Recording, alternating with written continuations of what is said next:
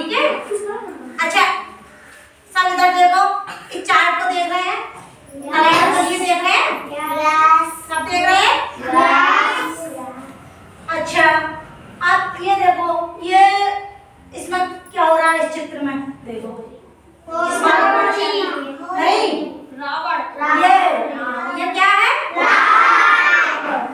और इस वाले चित्र में देखो क्या हो रहा है, दीपावली हो रही है, ठीक है। इसमें क्या पटाखे और चिड़िया हो रही है। अच्छा और देखेंगे। अच्छा इसमें ये देखो, इस वाले चित्र में क्या हो रहा है, क्या करें, होली खेले इस वाले चित्र में। अच्छा एक बात बताओ, तो होली खेलता कौन कौन खेलता है, सब खेलते हो। अच्छा तो ये बताओ होली कब है अपने यहाँ, सोमवार में है, सोमवार वाले दिन। तो सोमवार वाले दिन क्या करेंगे, हम एक दूसरे की क्या करेंगे, ठीक है ठीक है। अच्छा तो दूसरा देखो, देखो हमारी तरफ, ठीक, सबका ध्यान हमारी तरफ होना चाहिए, ठीक है।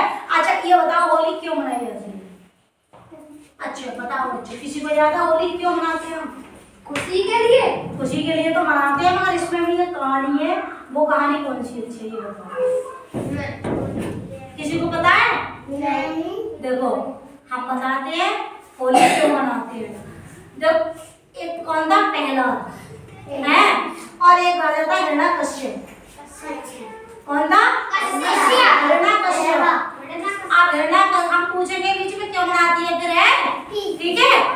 सारे समझ के बैठो, बताओ कौन कौन राजा था ये बताओ, कौन था, हिरण्यकश्यप। वो अपने लिए क्या समझता था, भगवान है, क्या समझता था, भगवान।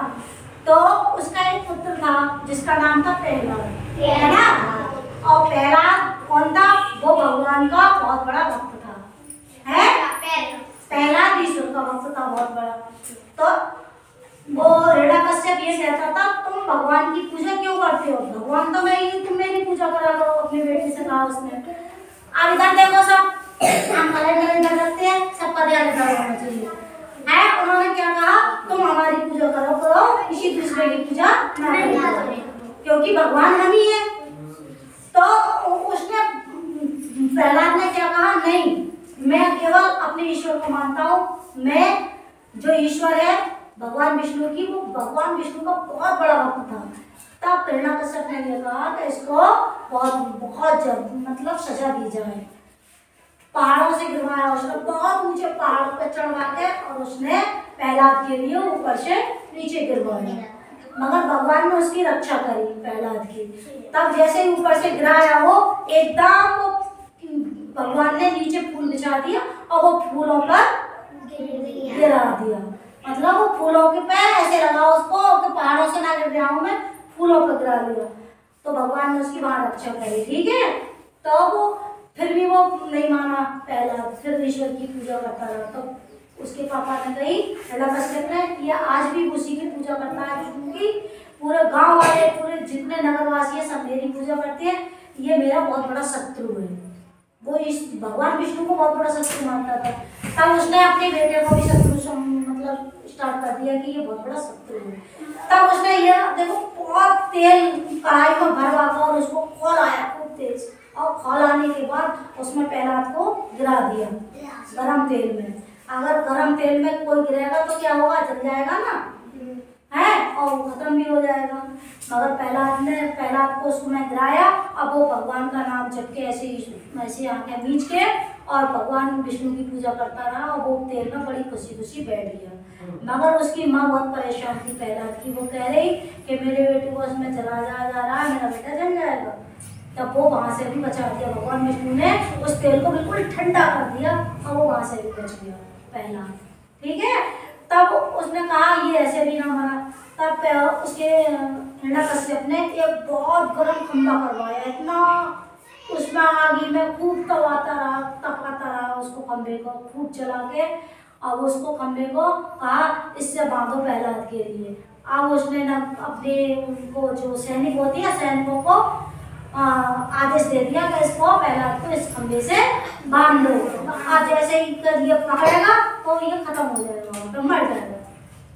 तो वो प्रहलाद ने उसको खंबे को आराम से पकड़ लिया, इतने गर्म खंबे को। अब पकड़ के वो भगवान का ही नाम जपता रहा, ओम नमः शिवाय ओम नमः शिवाय, मतलब ईश्वर का नाम जपता रहा। वो खंबा बिल्कुल ठंडा हो गया, तो वहां से भी बच गया। तब उसने कहा हिरण्यकश्यप ने, ये तो भगवान का बहुत बड़ा भक्त है, तो ये मतलब मेरी पूजा क्यों नहीं करता है? तो उससे बार बार कहता रहा कि तू मेरी पूजा करा। हिरण्यकश्यप प्रहलाद ने ये कह दिया कि नहीं, मैं आपकी पूजा नहीं कर सकता। तब उसने क्या काम करा, उसकी बहन थी होलिका, जिसको होली को हम जलाते हैं, तो होलिका थी हिरण्यकश्यप की बहन। उसने क्या कहा कि होलिका तुम एक काम करो, तुम तो खुद ही मतलब वो होलिका हो, तुम तो जलोगी नहीं, एक काम करो इसको प्रहलाद को लेके और इसको यहाँ पे आग में यहाँ पे बिठा दिया ऐसे करके।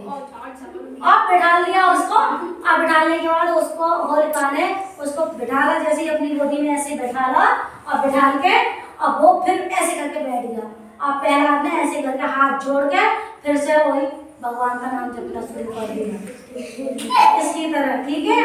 अब जब जपता रहा वो, अब वो होलिका तो जल गई, होलिका थी वो जल गई।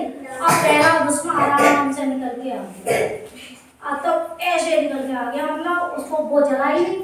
तो इस उपलक्ष्य में हम क्या करते हैं, उसी दिन से प्रहलाद बच गया, होलिका खत्म हो गई। उसी दिन से हम होली का त्योहार मनाते हैं, ये प्राचीन कथा है, ठीक है। तो बच्चों अब ये बताओ कहानी कैसी लगी?